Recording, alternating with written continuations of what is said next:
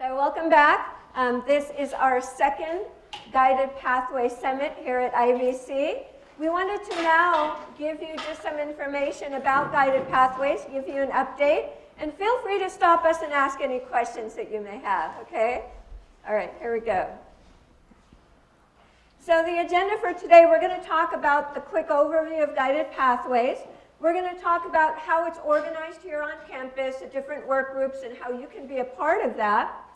We're also going to talk about our accomplishments in the last year, what our plans are for the future, and what we need, why we need Guided Pathways. And Rebecca's going to help us with some of that as well. So here we go. So what is Guided Pathways? Here's the definition that we came up with. Guided Pathways is a framework that helps colleges to design and implement programs and services. And those programs and services are going to help students make really good decisions. It's going to help our college completion rates. And as you know, the vision of success is all about college completion rates, so we want to help with that. The new funding model is also based on completion rates. We want to improve the rates of transfer. We are the #1 transfer institution in California, but we can always do better. We want to help students get jobs in the fields, like the student panel was talking about internships and kind of trying out their careers. We want to help them attain not only internships, but long-term fulfilling careers. And the last thing is we want to achieve equity. Equity among all of the different diverse student body that we have here. So those are the definitions of Guided Pathways. Let's talk about a few things. Guided Pathways is not a do it one time and you're done kind of process. It is an iterative process. And so as we make, for example, the roadmaps, version 0, as we move on to version 1 and version 2, they're going to look vastly different, and that's okay. The whole point is to make incremental changes for the better. We can't do it overnight, but we can start, and we can make a difference for our students. Guided Pathways should be our invention. It shouldn't be the same Guided Pathways and the way they've implemented it at other community colleges.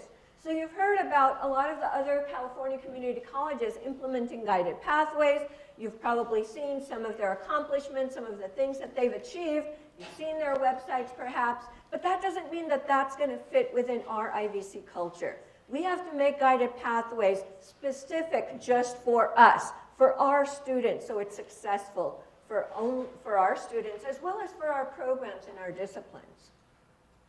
We can use Guided Pathways to eliminate unnecessary barriers for our students. As the student panels were talking about, what can we do to improve so that they can go on their guided path and complete their certificates in 2 or 3 years. If they're a part-time student in 4 or 5 years, but it really shouldn't take 7 years for somebody to get out of here at IVC, right? So we really want to see what we can do to help them and to eliminate those barriers. Can we take our existing processes and streamline them? In engineering, we call that re-engineering the process. Is there a better way to do what we're doing? Can we eliminate gaps in services? Do students feel like they're missing something? Can we give them the support they need? And we'll talk about really innovative ways to do that, hopefully with your input. And better communication across the campus. You heard some wonderful accolades from the student panel about how we communicate with students, and we want to continue that. We want to provide them not only good communication via media, but also in our classrooms, in our support centers, with our counselors, so we want to continue that communication. How is Guided Pathways organized here at the college? So currently, we have 2 work groups. One is called the Guided Pathways Oversight Work Group. That work group consists of administrators, of our 3 faculty coordinators for Guided Pathways, which is Brent, who you met, Rebecca, and I. And it also consists of representatives from students. So we have students on that work group. We have classified senate and classified staff on that work group. We have somebody from grants. We have somebody from marketing. We have a slew of people from student services. We have counselors. So it really is an oversight work group that has a lot of input into how Guided Pathways is moving forward. The other work group that we have is the Academic Senate Guided Pathways work group. And that work group consists of faculty, both full-time and part-time faculty, and we also have student reps on that group. So that group also focuses on faculty issues. For example, they put this wonderful summit together. What we're looking at in the future is moving towards something called Guided Pathways Design Team. And we'll talk about that in just a few minutes. So let's talk about what we've done in the last year. As you know, we really got a good kickstart of Guided Pathways in fall 2017. So it's been about a year, so we thought, well, let's give you guys an update. What have we done in the last year? Well, we held a summit. Last spring was our first summit. This is our second summit here at IVC. We've got the 2 work groups going now. We have good representation in those work groups from all the constituents that we feel need to be there. We also have research there. I forgot to mention research in the oversight work group. Thank you, Loris and his team. We have begun to create and collect roadmaps. Can we get rid of that little bubble there somehow? Thank you. So the major roadmaps. So what we've done is kind of like when the student panels were talking about, well, I have a pathway. I know exactly what I want to do, and I want to get out of here in 2 years. What classes would they take every semester to be able to do that? As Zach was saying, as an engineer, 2 years may not fit into his timeline. So for engineering, it may take 3 years for a full-time student. For a part-time student who's working, it may take a little bit longer, right? So what we're trying to do is figure out if we gave them a semester-by-semester recommended schedule, at least for the first year, for their major courses, could they get on that path faster? Now, they're going to see a counselor, right? So when they finish 15 units, they have to see a counselor before they can sign up for the next semester. So that's a wonderful new addition that forces the students to see a counselor, to talk to the counselors about what their passions are, what their goals are, and creating a My Academic Plan, a map in the system, in MySite, that shows them exactly what they're going to do. And then they can come back and update that map as life happens, as they continue to take their classes. So we're beginning to create and develop those roadmaps. I can also tell you that as of today, we have 68 draft roadmaps done. Woo! Woo! Yes. Thank you to Brent for really leading the effort on that. And we have 38 to go. That's it. We've done 85, excuse me. We've done 85, and we have 38 to go. That means we're 67% done. Yeah. That is really, really good. So now we only have 38 to go. That's our focus right now, getting that. We're calling it version 0. The numbers actually start with 0, as you know. So it's version 0. And version 1 is going to be when the discipline experts approve that draft. So we're going back and forth with the discipline experts. We want to make sure that the first year and the major courses for the specific disciplines, for the specific degrees, are set. So that's our goal. Ongoing professional development. We feel that Guided Pathways has a lot to do about teaching and learning, right? So we can learn a lot. So some of the conferences that we've attended in the last year is Leading from the Middle. And I want to introduce Jay Field. Jay, this is our Leading from the Middle coach. So thank you for being here. Thank you for being here, Jay, and supporting us from Leading from the Middle. We've gone to growth mindset training, and we continue to do so. So anybody want to learn about growth mindset, please do seek me out and Brent as well. We'd love to share what we know. We've also gone to IEPI, Guided Pathways Institutes. So the California Community Colleges Chancellor's Office has created lots of workshops, about 1 or 2 a semester, so it's been pretty busy. And so we go to these workshops. Usually they're local, one-day workshops, and community college professors, administrators, even students and staff come to these workshops, and we do little work groups and talk about the progress that we've made in Guided Pathways and how we can help each other. We've also gone to the academic California Community College Academic Academy, which was all geared towards Guided Pathways. So a lot of professional development going on. We have been collecting lots of data to inform our Guided Pathways purpose. Where are we going? For example, how can we close the equity gap? So we've been asking research to provide us with data on in what areas can we really help to close those gaps? How can we do it? What's the data looking like? We'll show you some of that data in just a few minutes. We've also completed the National ASCC and the California Community Colleges work plans. So the California Community Colleges work plans said any California community college in California that wants to do Guided Pathways, we put together a work plan, basically what can you do in the next 5 years? And it wasn't prescribed, so we could actually write what our plan was, and it could be totally different from another community college's work plan.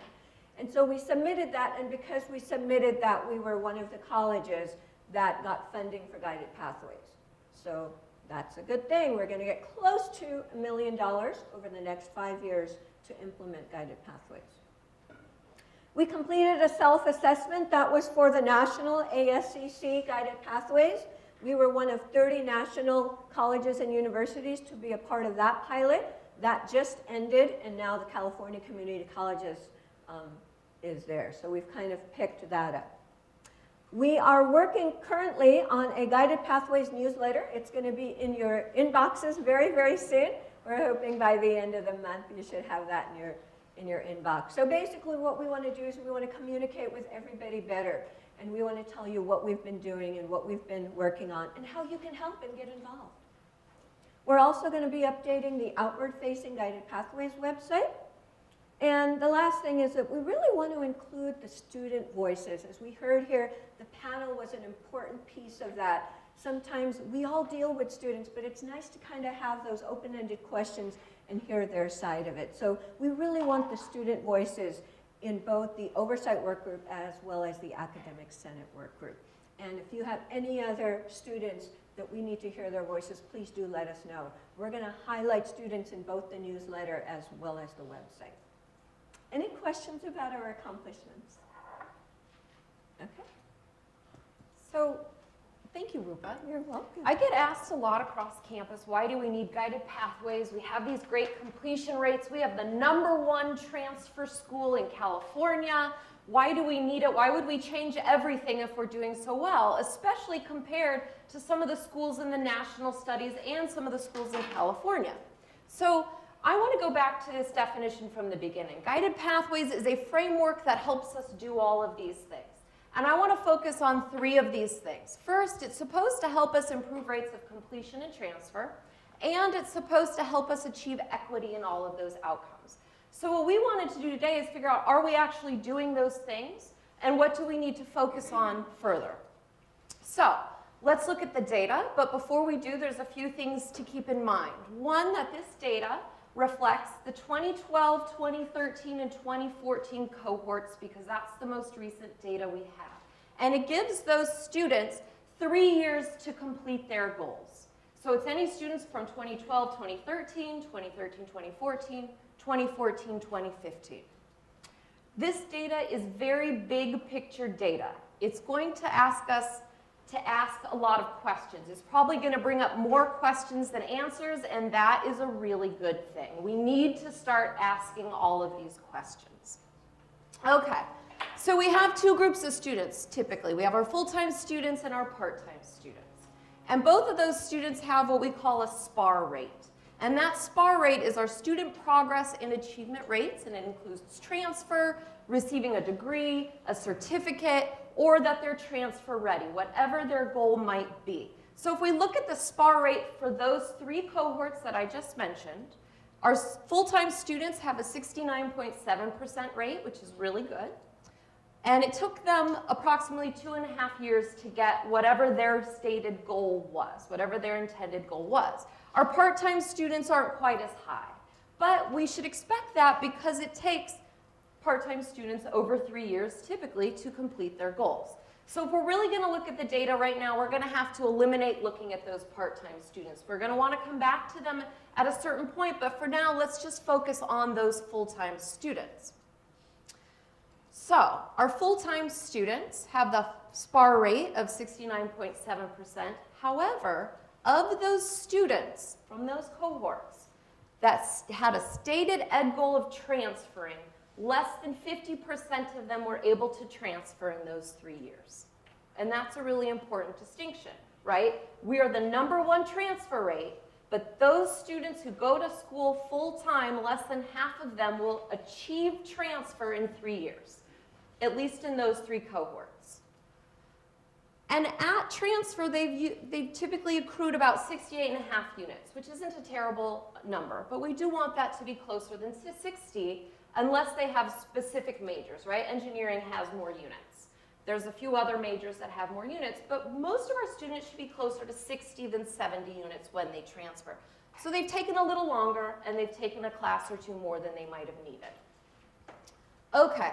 So if we look at those full-time students, again from those cohorts, by gender, if we break it down by gender, our female students are graduating with a rate of 52.6% in that time, but our male students only 48.4%, and that's a difference of 4.2%, which isn't a terrible gap, but it is something that we want to keep in mind as we move forward. Why are our female students outperforming our male students at this time?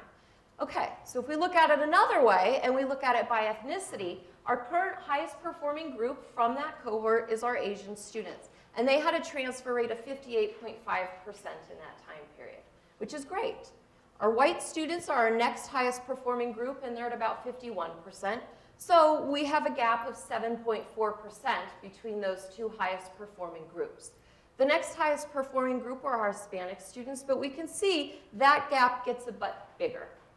And we go to our lowest performing group now, and that gap is even higher. So what is the problem? We have very big equity gaps. Not all students are completing at the same rates.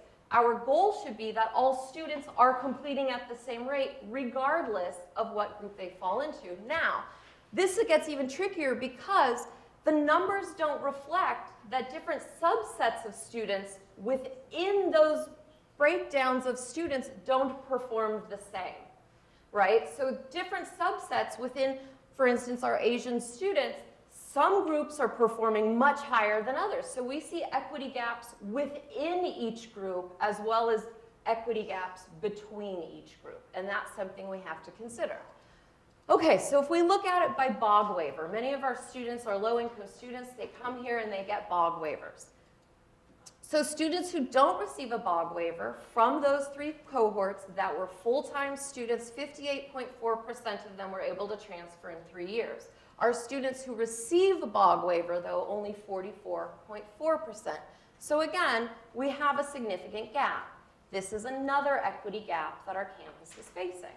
And this is really important because now we're seeing that socioeconomic status may impact a student's ability to reach their goals. And we need to figure out how to support them. If we look at it by first-generation college students, again, all full-time students, all from those 3 years of cohorts. If it's a student that had a family member who had already gone to college, they graduated in that time frame at a rate of 57.6%. But students who were first-generation college students only graduated at a rate of 42.4%, or 2%. So again, we have another big equity gap. Why is this happening?